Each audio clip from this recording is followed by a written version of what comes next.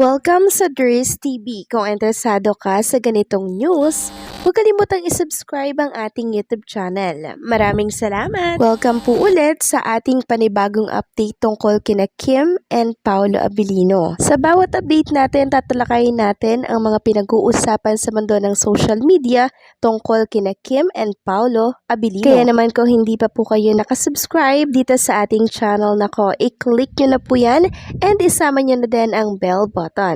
So ayan, welcome back again sa ating YouTube channel mga ka-Kimpaw, and sa update natin ito, ang pag-uusapan natin ay tungkol sa mga importanteng kaganapan kina Kim and syempre kay Paolo Abilino.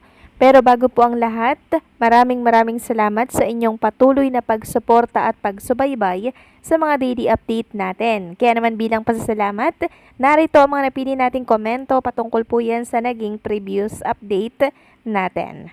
Unang komento mula po ito kay Gingging Elerina. Sabi niya, para sa akin kahit anong ipanira sa Kimpaw, hindi ako magpapaapekto. Kung totoo tayong Kimpaw fans at mahal natin sila, hindi tayo maniniwala. Ang paniniwalaan natin sila Kim at Paolo lang. Sa kilos nila, alam na kaya huwag kayong maniwala sa mga bashers. Ang paniwalaan natin sina Kim at Paolo lang at sa puso natin kung mahal talaga natin sila. Yes, tama po kayo dyan. Very well said, Ma'am Gingging Elerina, no? Kung talagang tayo ay may tiwala po kay Kim and Paolo Abilino, hindi tayo papaapekto sa mga paninira, sa mga pambabatikos, nagawa po ng kalaban at syempre ng mga bashers. Dahil tayo mga Kimpaw fans, solid tayo at kilala na natin si Kim and Paolo Abilino. Kaya kung tayo ay makikipaniwala pa no sa mga paninirang yon kay Kim and Paolo, ibig sabihin hindi tayo solid na Kimpaw fans. Kasi yung mga naniniwalang yan sa paninira ni Kim and Paolo, mga sabay-sabay lang yan na fans na pag may ganitong nakita kay Kim and Paolo Abilino na paninira, parang kukwestiyonin si Kim and Paolo Abilino, parang pinagdududahan po nila si Kim and Paolo. Ang real po na true-blooded na Kimpaw fans, mga ka-Kimpaw, never paniwalaan yung mga paninira, bagkos tinatawanan na lang po nila yan. So dapat ganito tayo, okay? So maraming salamat sa komento, Gingging Elerina, God bless and mabuhay kayo. At ang pangalawang komento naman ay mula po kay Ginang Bibian 857 Karaig. Sabi niya dito, yes, Kimpaw is doing great, pang-international superstar na may naghula kay Kim na maraming kukunin siyang actress sa movie Blessings, tapos Korean, Chinese actors. Gusto talaga si Kim kasi kikitang malaki ang mga producer. Lucky charm si Kim, maswerte talaga si Kim, kaya Pau, thanks, andyan ka rin. Tandem in reality. Mag-producer at director ka na. May talent ka, matchmaker made in heaven pa. Stay in love always. Hayaan nyo na ang mga bashers. Bless us all. Maraming salamat po sa komento. Ginang Bibian 57 Karaig, no? Yes, pang-international na po si Kim and Paolo Abilino.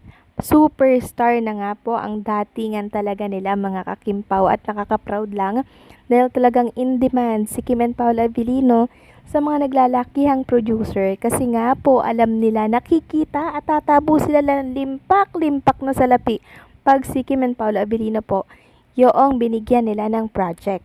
And tama po kayo dyan, talagang lucky charm itong si Kim Chiu maging ng ABS-CBN. Lucky charm din ito ni Paolo Abilino kasi simula po nang naitambal si Kim Chiu kay Paolo, grabe po yung iniangat ni Paolo, mga ka-Kimpaw. Ibang-iba na po ang level ngayon ng isang Paolo Abilino, mga ka-Kimpaw. Talagang ang taas po ng pinagbago ng isang Paolo at dahil po yan kay Chinita Princess. So ipag-pray lang natin po si Kim and Paolo Abilino na yung blessing magtuloy-tuloy lamang. So maraming salamat sa komento, Ginang Bibian 857 Karaig. God bless and mabuhay po kayo. So yun na nga, pag-usapan na natin itong mga update na kailangan nyo pong malaman sa hapong ito or sa gabing ito, no?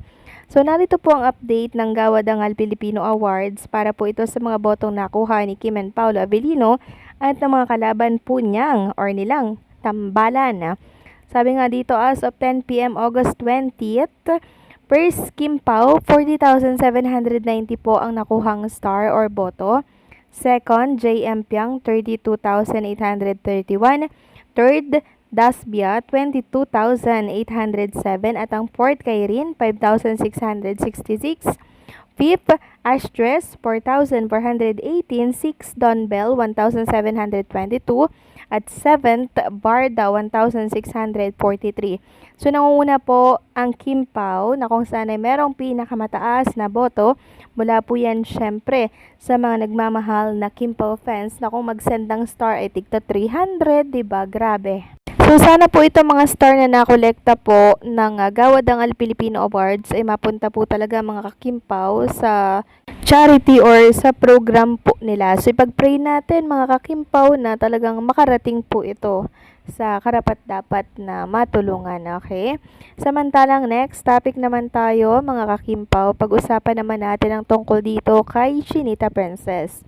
Marami po kasi ang nagtataka, bakit daw wala pa rin si Kim Chiu dito po sa It's Showtime kanina, since ito daw ay umuwi na kahapon pa kasama si Paolo Abilino. So, merong nagtataka at nagtatanong na bakit wala pa rin si Kim Chiu sa It's Showtime. Namimiss na daw kasi nila itong si Kim Chiu. And also, mga kakimpaw, wala rin pong kimpaw na nakita or namataan sa naiya, no, na nagmula po sa Cebu. Kaya naman hanggang doon na lamang po ang pagtanong ng mga Kimpaw Nation natin dyan kung nasaan ba si Kim and Paolo Abilino. So, ang kasagutan po mga kakimpaw, nagpapahinga po si Kim and Paolo Abilino.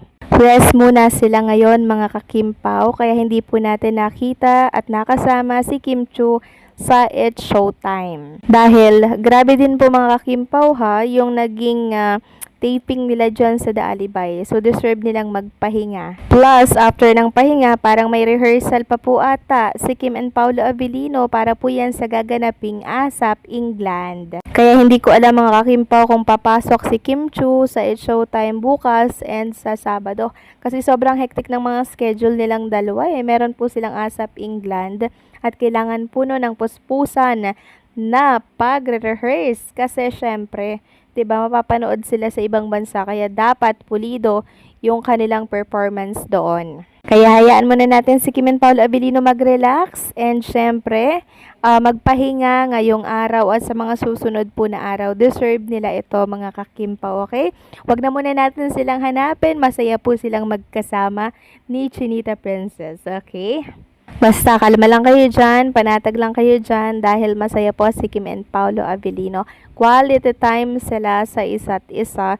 Bawi sila ngayong araw mga kakimpaw dahil sobrang busy nila nitong mga nagdaang linggo. Deserve nila ang pahingang ito, kaya wala po sa It's Showtime si Kim Chiu, okay? So, paano mga kakimpaw, hanggang dito na lamang po ang update natin. Thank you so much sa panonood at pakikinig.